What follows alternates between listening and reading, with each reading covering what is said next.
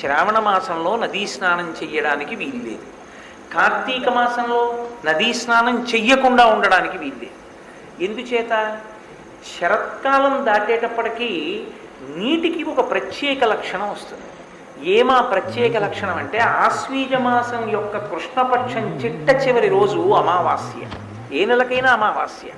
కానీ ఆశ్వీజ మాసం చిట్ట చివర వచ్చేటటువంటి అమావాస్యకి ఒక ప్రత్యేకమైనటువంటి శక్తి ఉంది.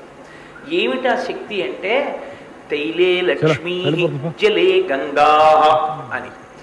నువ్వుల నూనె అన్ని వేళలా నూనె చేతితో పుచ్చుకోం, అన్ని వేళలా నూనె చేతిలో వేసుకోరు, అన్ని వేళలా నూనె కొనరు కూడా.